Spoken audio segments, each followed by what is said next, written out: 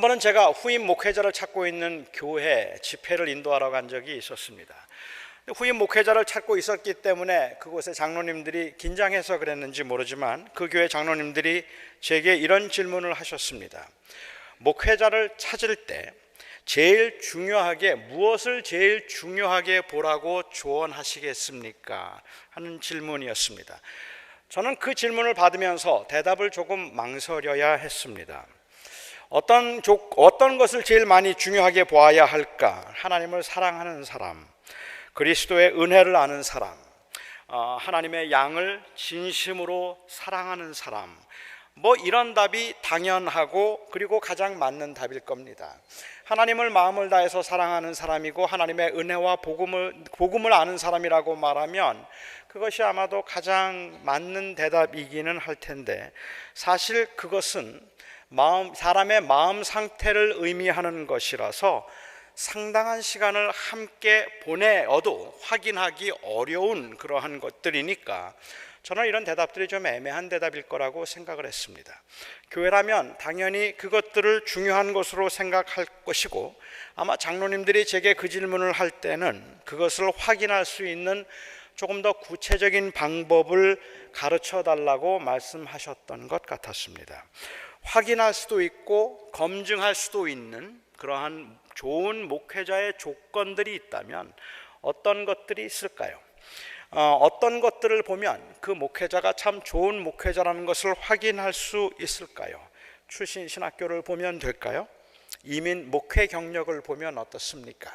아니면 다른 존경받는 목사님들의 레퍼런스를 좀 받아서 추천을 받아보면 어떨까요?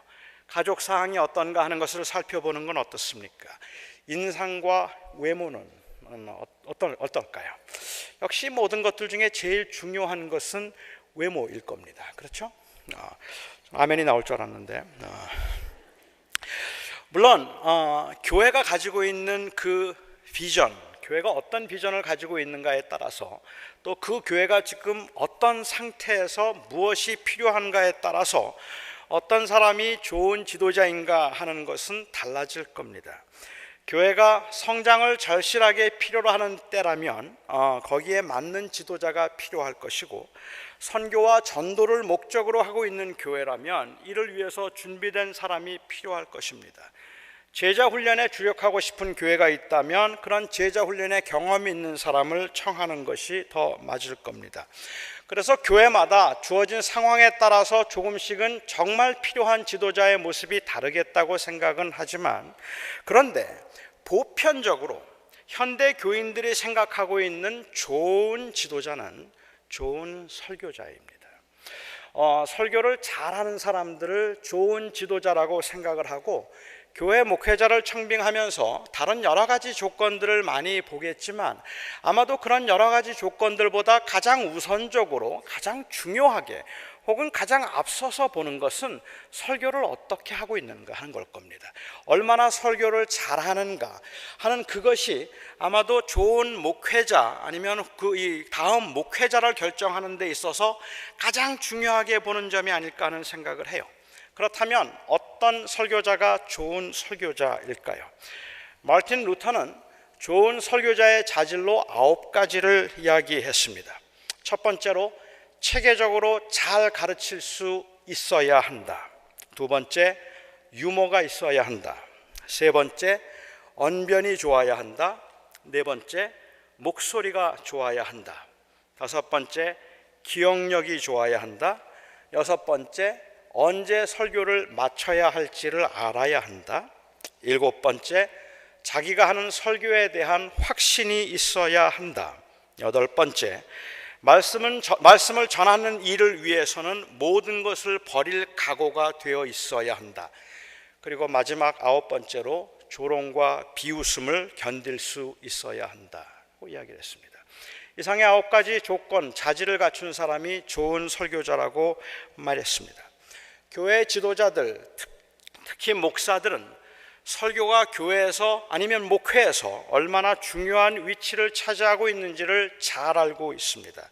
그래서 어떤 사람은 후배들에게 설교에 목숨을 걸라는 말을 서슴없이 하기도 합니다. 설교를 잘하면 인정받기 쉽고, 설교를 통해서 교인들을 감동시킬 수 있으면 그것이 성공적인 목회를 하는데 지름길이라고 생각하기 때문에 그렇습니다.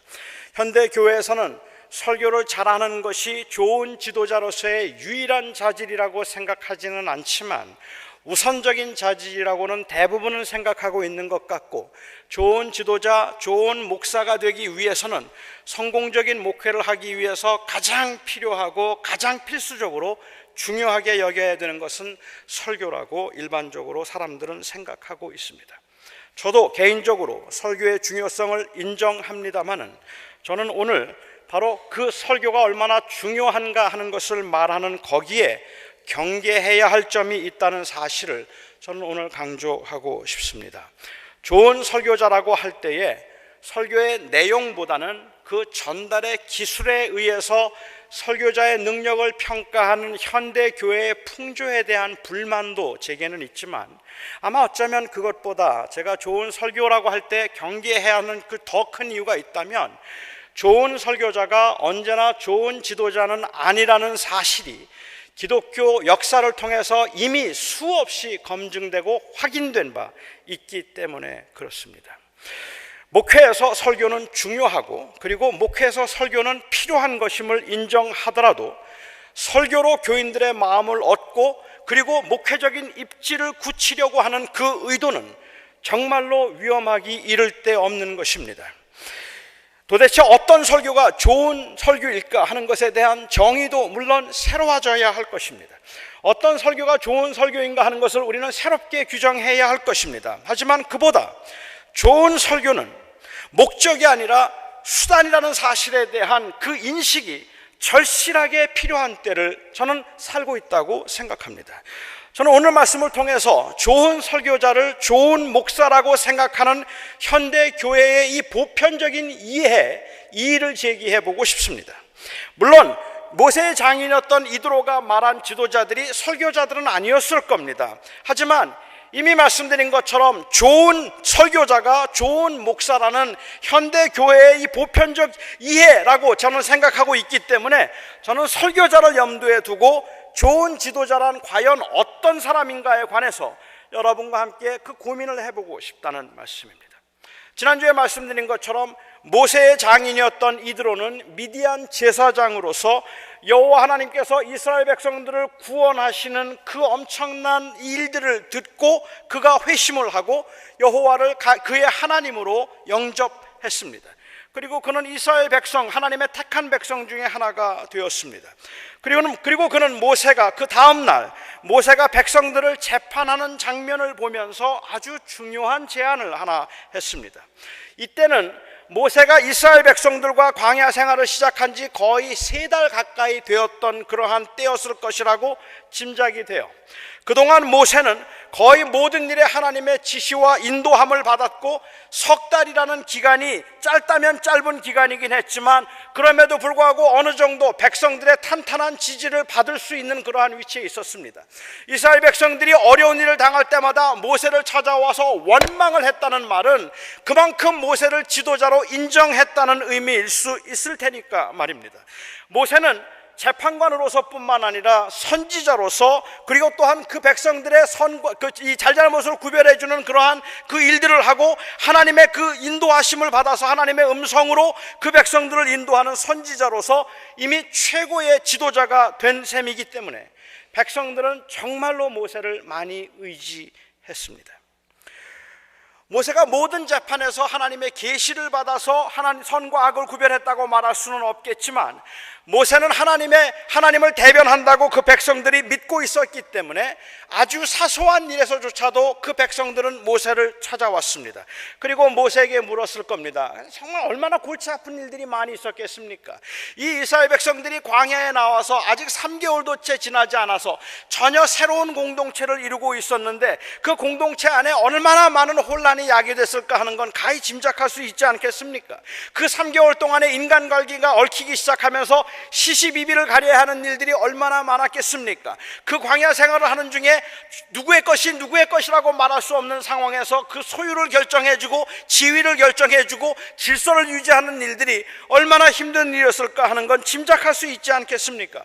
그런데 이들에게는 상식이라든지 아니면 전례라고 할 만한 것들이 없었고, 옳고 그름을 판단할 만한 기준이나 경험도 그들에게는 없었습니다. 그들에게는 처음 이스라엘 백성들이 광야로 나오면서 내규를 만들었던 것도 아니잖아요. 그 이전에 그 백성들이 나가면서 이미 벌써 오랫동안 함께 생활하면서 가질 수 있었던 그러한 그 상식적인 전례가 있었던 것도 아니잖아요. 광야 생활하면서 전혀 새로운 상황에서 전혀 새로운 일들을 만나고 있는데, 도대체 어떻게 하는 것이 옳은 것인지, 그 상황에서는 누가 옳은 것인지 아무도 판단해 줄 만한 그러한 기준과 그리고 경험이 그들에게는 없었단 말입니다. 그러니까 이 모세의 판결과 판단은 그만큼 무게가 있었던 겁니다. 그래서 모세는 바빴습니다. 모세는 정말로 성실한 지도자였던 것 같아요. 저는 어메이징하다고 생각을 하는데, 80세의 노구였음에도 불구하고, 지금도 그때도 노구였을 테니까 80세라면 80세의 그 노구에도 불구하고 아침부터 늦은 저녁 시간까지 백성들의 이야기를 듣고 백성들의 문제를 같이 나누고 그리고 그들과 함께 했습니다. 싫다 마다하지 않았습니다. 100만이 넘는 그 백성들을 이끄는 지도자로서 사소한 일들에 내가 시간을 쓸 수 없다고 말하지 않고 백성들의 모든 이야기를 들어주려고 했고 그들의 삶을 이해하려고 했으니까 정말로 따뜻한 마음을 가진 지도자임에 틀림이 없을 겁니다. 교인이 수천 명만 되어도, 아니 수백 명만 되어도 현대 지도자들은 교인들 못 만납니다. 교인이 수천 명만 되어도 교인들은 말하기를 목회자 얼굴 보기가 하늘의 별 따기보다 더 어렵다고 말할 정도로 목회자와 교인들과 교제하기가 어려운 상황이 됩니다. 현실적으로 그래요. 수백 명만 되어도 교인들을 일일이 돌보거나 교인들과 함께 생활하고 교인들과 함께 호흡하는 것이 정말로 어려워져서 너무 피곤하고 힘들어서 그렇게 교인들을 만나고 교인들과 함께하기 어렵다는 말입니다. 그런데 근 200만의 백성들, 그 백성을 이끌면서 백성들의 고민을 일일이 혼자 다 들어줄 생각을 했다면 이거 얼마나 대단한 사람입니까? 얼마나 마음이 뜨거운 사람이고 얼마나 그 백성을 사랑하는 사람이고 얼마나 성실하고 그리고 얼마나 참 진실한 사람이겠습니까? 그런데 그렇게 백성들을 사랑하고 백성들을 아끼는 마음이 있었던 이 모세의 성실과 애정이 그의 장인이었던 이드로가 보기에는 그렇게 지혜로워 보이지가 않았습니다. 모세가 그렇게 백성들을 일일이 다 만나서 모든 백성들의 그 재판을 감당하고 있는 그 모습이 모세에게도 오래 할 수 없는, 지속할 수 없는 피곤한 일이었을 뿐만 아니라 그 백성들에게도 그렇게 유익한 일이 아니었기 때문에 그렇습니다. 그 백성들에 관한 이야기를 하면서 오늘 그 본문에도 보면 이드로가 볼 때 모세는 앉아있고 홀로 앉아있고 그 백성들은 서서 기다리고 있다고 이야기를 했어요.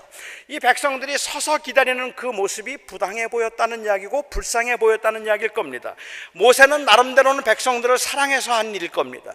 모세는 자기 스스로 그 백성들과 같이 호흡하기 위해서 한 일일 겁니다. 그렇지만 그들을 재판하는 과정에 혼자서 앉아서 재판을 하고 있는데 그 백성들은 하루 종일 서서 기다려야 했을 뿐만 아니라 미처 해가 지기까지 다 이 재판을 하지 못하면 그들은 다음날 또 찾아와야만 했습니다. 얼마나 불편한 일인지 그리고 얼마나 힘든 일이었을 것인지 가히 짐작할 수 있을 것 같아요. 그것도 문제입니다. 모세가 쉽게 피곤해지는 것도 문제고 그 백성들이 오랫동안 기다려야 되는 것도 문제인데 그것보다 진짜 문제는 그게 아니었단 말입니다. 그런 모세의 성실함 때문에 그리고 그 모세의 열심 때문에 또한 그 백성들의 모세를 향한 의존도 때문에 모세는 지도자로서 넘어질 수 있는 유혹의 가능성이 아주 큰 것을 그는 경험해야 했다는 것입니다. 그래서 이드로는 모세에게 두 가지 조언을 했습니다. 이 두 가지 조언이 결국은 같은 내용일 수도 있겠지만 저는 조금 다른 각도에서 저와 여러분이 기대하고 추구해야 할 리더십이 어떤 것이며 목적이 아닌 수단으로서의 설교의 역할이 무엇이어야 하는지 여러분과 함께 생각해 보기 원합니다. 우선 첫 번째로 이드로가 했던 조언은 백성들에게 율례와 법도를 가르쳐서 마땅히 갈 길과 마땅히 할 일을 그들에게 알려주라는 것이었습니다. 사실 이 점은 저에게도 엄청난 도전이 되는 점입니다. 몰랐던 것이었기 때문에 그런 것이 아니라 정말로 쉽지 않은 일이기 때문에 그렇습니다. 소위 좋은 설교자라 불리우는 사람들이 경계해야 할 일은 교인들이 하나님과 동행하면서 설교자에게만 의존하지 않도록 하는 일인데, 이 일이 정말로 쉽지 않다는 말입니다. 설교가 교인들에게 필요한 양식을 공급하는 것이라는 전통적인 입장이 제게 만족스럽지 않은 이유도 바로 거기에 있습니다. 설교는 교인들에게 필요한 양식을 공급하고 있는 게 아닌 것 같다는 말입니다. 특히 최근 현대인들의 신앙생활하는 모습을 보면서 설교란 단순히 교인들에게 일주일 동안 살아갈 수 있는 꼴을 주는 것이 아니라 하나님과 동행하면서 살아갈 수 있도록 그 길을 인도하는 것이라는 그러한 확신이 점점 더 강하게 들고 있습니다. 다시 말해서 설교는 꼴이 아니라 교인들로 하여금 꼴을 먹도록 자극하는 것입니다. 설교는 양식이 아닙니다. 설교는 양식이 아니라 교인들로 하여금 그 양식을 향하여서 목마름을 느낄 수 있고 그 양식을 찾아갈 수 있도록 자극하는 것이 설교일 겁니다. 그렇기 때문에 매주일 좋은 설교를 들으면서도 교인들은 영양실조에 걸릴 수 있습니다. 좋은 설교를 들으면 밥을 잘 먹은 것 같은 착각을 하게 된다는 말이죠. 그래서 그렇지만 우리가 아는 것처럼 그 자극과 포만감은 오래 가진 것이 아닙니다. 아무리 좋은 설교를 들었다고 하더라도 그 좋은 설교가 일주일 동안 여러분들의 삶을 지킬 만큼 힘이 되는 일은 없습니다. 교인들이 믿음을 지키며 살아가게 만드는 것은 설교가 아니라 은혜입니다. 은혜가 바로 꼴이고 은혜가 바로 양식이라는 말입니다. 설교는 그 은혜를 기억나게 하는 것일 뿐입니다. 이 설교를 자운 설교를 들었으니까 일주일 동안 견딜 만한 그러한 양식을 먹은 것이 아니라 여러분들이 매일매일 일주일 동안 견디도록 하기 위해서 그 은혜를 기억나게 만들고 은혜를 붙들게 만드는 것이 설교이기 때문에 이 설교는 여러분들에게 양식을 주고 있는 것이 아니라 양식을 찾도록 만들어가는 것뿐이게 아무것도 아니라는 말이에요. 그런데 설교가 그냥 양식이라고 생각해요. 일주일에 한 번 좋은 설교를 들었으면 그 좋은 설교를 들었기 때문에 한 주간 동안 배가 고프지 않을 거라고 생각해요. 이게 위험한 일입니다. 좋은 설교자가 실족하면 교인들이 설교자를 떠나는 것이 아니라 하나님을 떠납니다. 아마도 그 이유 중에 하나는 교인들이 설교를 들으면서 하나님을 바라본 것이 아니라 설교자를 바라보았기 때문일 겁니다. 설교의 궁극적인 목적을 생각해 볼 때 좋은 설교란 스스로 하나님 앞에 설 수 있도록 해주는 것이 맞다면 설교자의 부재와 함께 하나님을 떠나거나 아니면 그 설교자의 넘어짐과 함께 교인들이 함께 넘어지는 것은 심각한 문제라 아니할 수 없습니다. 물론합니다. 그런 현상이 불가피한 것임을 저는 알고 있고 좋은 설교자는 어쩔 수 없이 사람들의 주목을 받을 수밖에 없다는 사실도 알고 있습니다. 정말로 설교를 잘하거나 교인들에게 은혜를 끼치면 교인들의 주목을 받게 되어 있고 많은 교인들을 그를 바라볼 수밖에 없다는 말입니다. 저는 그것이 불가피한 일지도 모르겠다고 생각해요. 그렇기 때문에 제가 생각하고 있는 진짜 심각한 문제는 소위 말하는 좋은 설교가들이 이 좋은 설교가 엄청난 유혹이 될 수 있다는 사실을 깊이 인식하지 못하고 있다는 것이 문제라고 저는 생각합니다. 이 설교는 사람들을 하나님께로부터 나에게로 끌 수 있는 그러한 강력한 힘이 있다는 사실을 인식하고 경계하지 아니한다면 넘어진단 말입니다.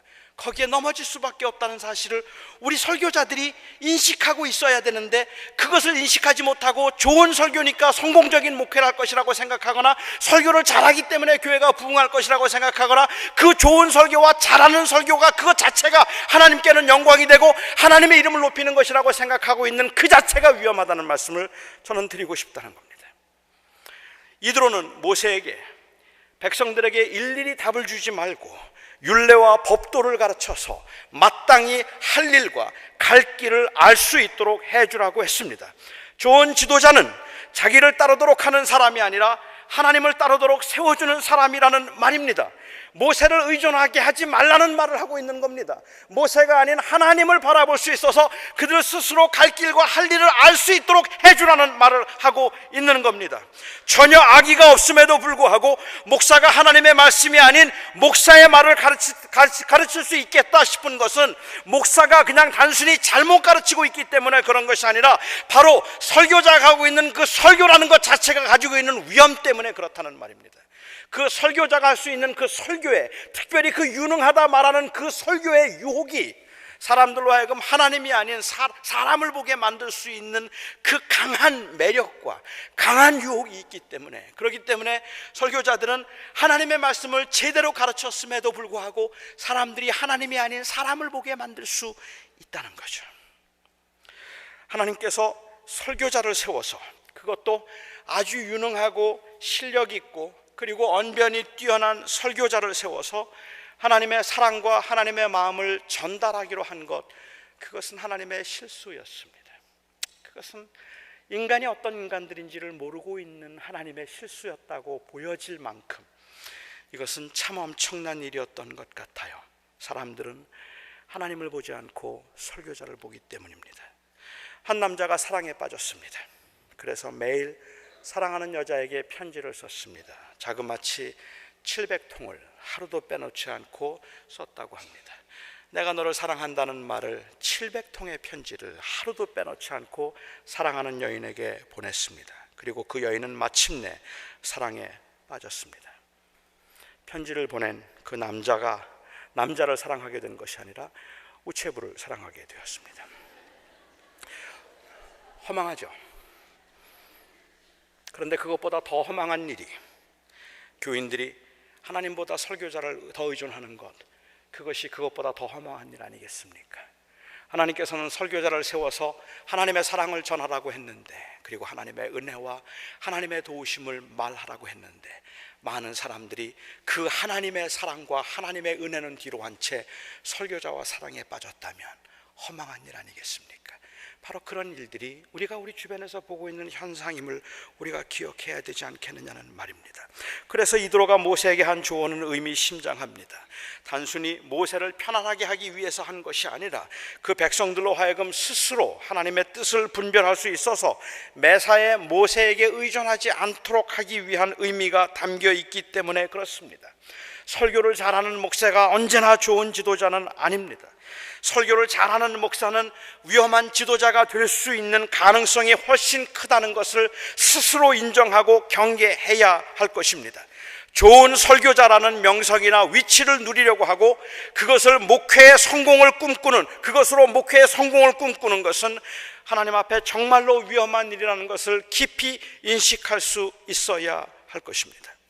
두 번째, 이드로가 모세에게 제안하는 것은 능력 있는 사람을 지도자로 세우라는 것이었는데, 그 조건으로, 능력 있는 지도자의 조건으로 세 가지를 제시했습니다. 첫 번째는 하나님을 두려워하는 사람이고, 두 번째는 진실한 사람이고, 세 번째로는 불의한 이익을 미워하는 자입니다. 저는 모세가 어떻게 이런 사람을 뽑을 수 있었는지 정말 모르겠어요. 겨우 3개월 동안 함께 지냈는데 3개월 동안 살펴보고 난 후에 어떻게 그 사람이 하나님을 사랑하는 사람인지, 진리를 사랑하는 사람인지, 그리고 불의한 이익을 그가 미워하는 자인지 어떻게 알 수 있었을까가 너무 궁금할 정도입니다. 우리는 1년을 지내고 5년을 함께 지나고도 그 속을 몰라서 속을 때가 많은데 말입니다.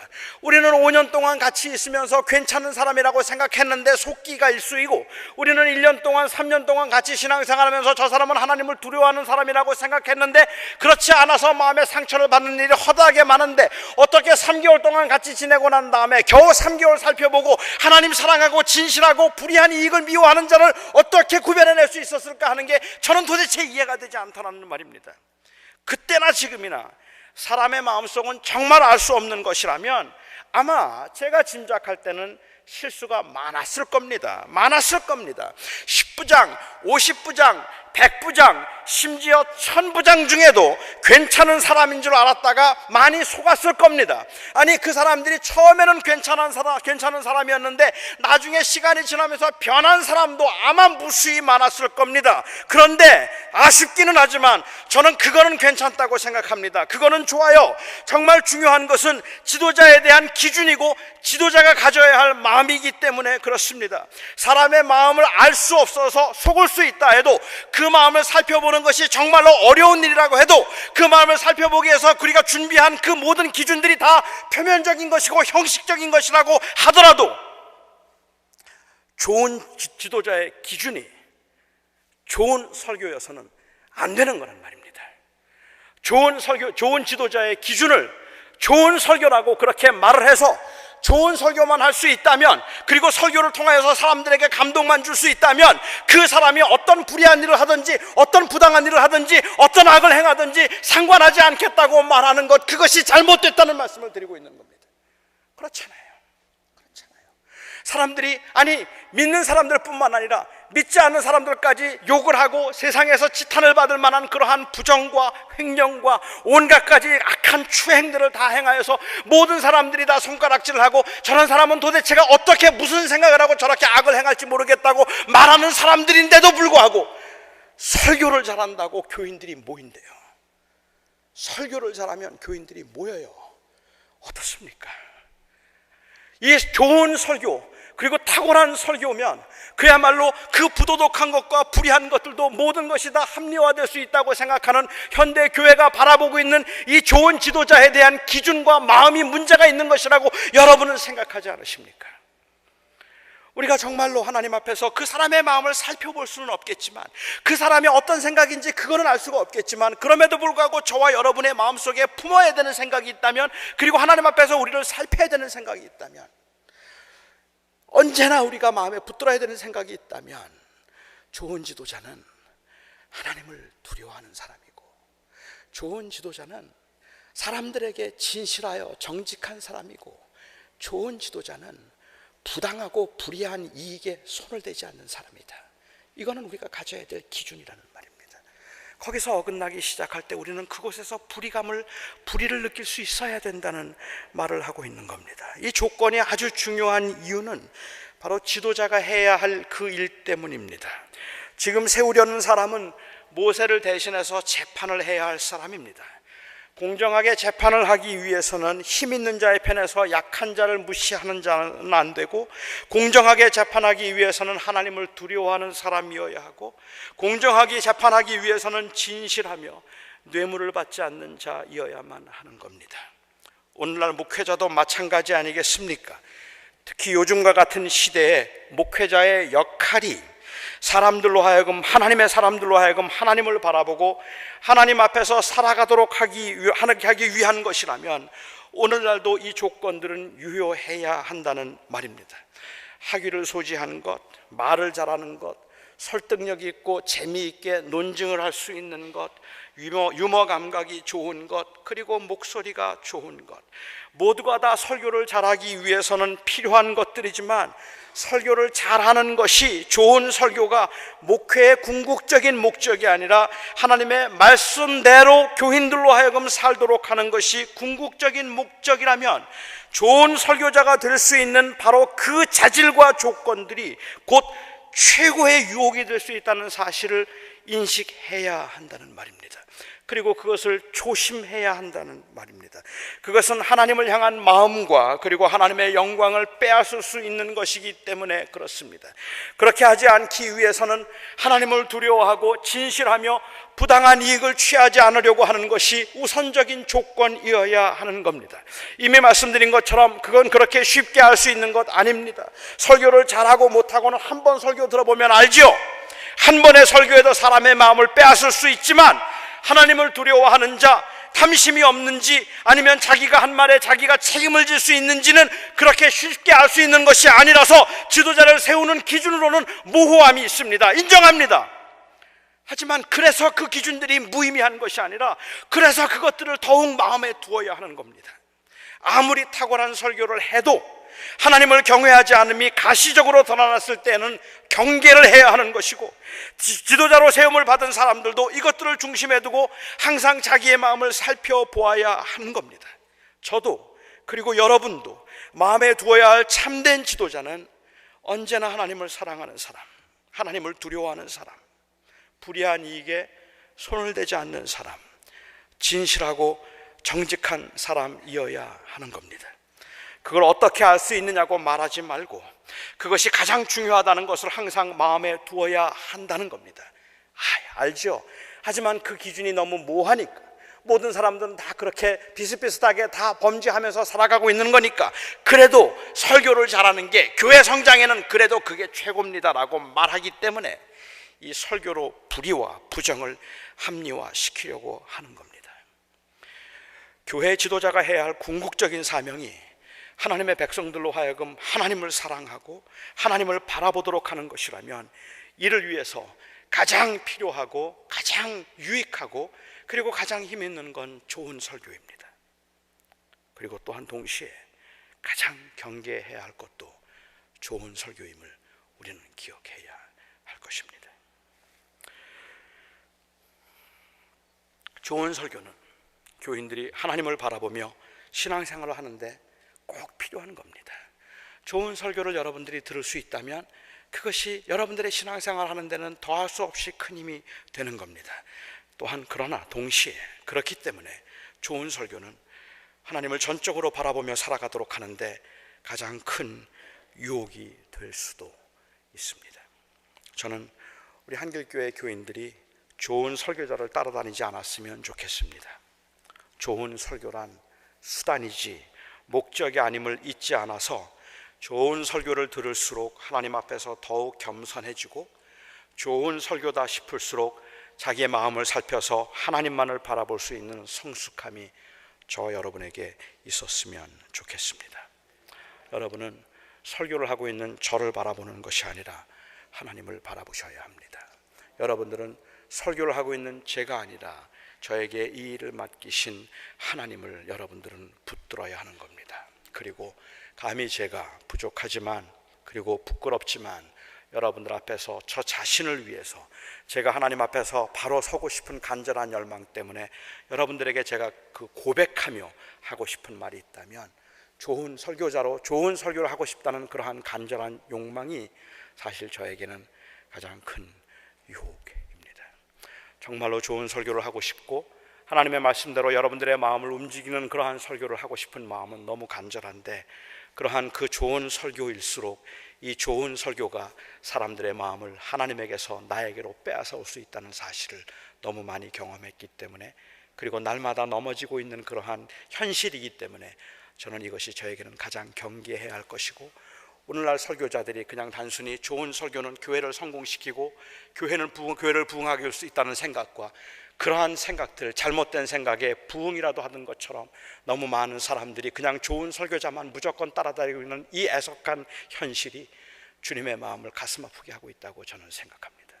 저는 여러분들이, 그리고 제가 하나님 앞에서 이 설교는 그리고 이곳에서 제가 가르치고 있는 모든 일들은 하나님, 그리고 또한 우리 주 예수 그리스도를 바라보도록 하기 위한 것이기에, 내가 예수 그리스도를 바라보지 못한다면, 그렇다면 오히려 좋은 설교가 독이 될 수 있다는 것을 기억할 수 있는 성숙함으로 저희가 신앙생활할 수 있으면 좋겠습니다. 오늘 이 예배 후에도 저는 여러분들이 한편의 좋은 설교를 들었다는 그 칭찬, 저는 저에게는 더할 수 없는 힘입니다.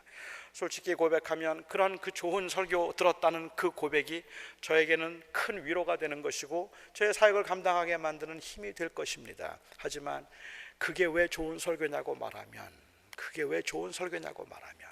그래서 여러분들이 오늘 이곳을 떠나가면서 은혜 없이는 제가 못 살 것 같습니다. 나는 한 주간 동안도 하나님 붙들고 살아갈 겁니다. 말씀하신 것처럼 저는 사람을 보지 않고 하나님 보고 살겠습니다. 그래서 그 은혜를 기억하고 그 은혜를 붙들고 나가면, 그러면 저는 정말로 감사할 수 있을 것 같습니다. 우리에게 진짜 필요한 것은 하나님의 은혜입니다. 너무 많은 사람들은 너무 좋은 설교를 들으면서 사실은 그 좋은 설교 때문에 주님의 음성을 듣지 못하는 경우들이 허다하게 많다고 생각합니다. 저는 여러분들이 좋은 설교를 통해서 주님의 음성을 들을 수 있고 주님을 붙들 수 있으면 좋겠습니다. 기도하겠습니다.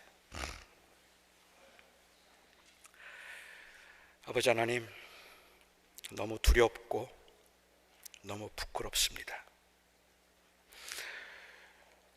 어떻게 하면 좋은 설교자가 될 수 있을까 하는 것이 제가 목회를 시작하기 전부터 목회를 하면서 제가 가지고 있었던 가장 큰 고민이었음을 고백합니다. 하지만 하나님, 정말 좋은 설교자가 되겠다는 그 간절한 열망이 지금 돌이켜 생각해 보면 저에게는 가장 큰 유혹이었음을 고백하지 않을 수가 없습니다.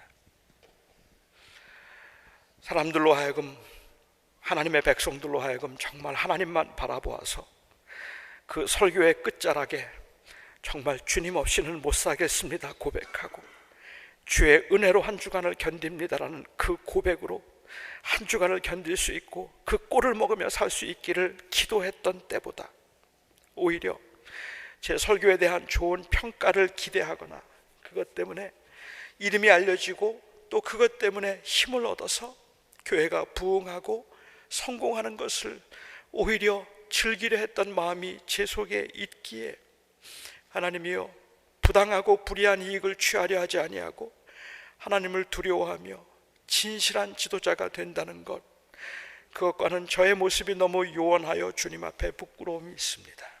아버지 하나님, 그럼에도 불구하고 이 시간에 그 연약과 부족함 가운데도 저희 모두가 하나님 앞에서 하나님의 음성을 오늘도 듣기를 원합니다. 그리고 우리가 이곳을 떠날 때 오직 예수 그리스도의 은혜만을 붙들고 한 주간 동안도 그 은혜에 의지하여 살겠다는 고백으로 이전을 떠날 수 있기를 원합니다. 나의 아버지 하나님, 우리 사랑하는 성도들을 그 은혜 가운데 그렇게 붙들어 주시옵시고 오늘도 주님만 볼 수 있게 하여 주시옵소서. 예수님의 이름으로 기도하옵나이다.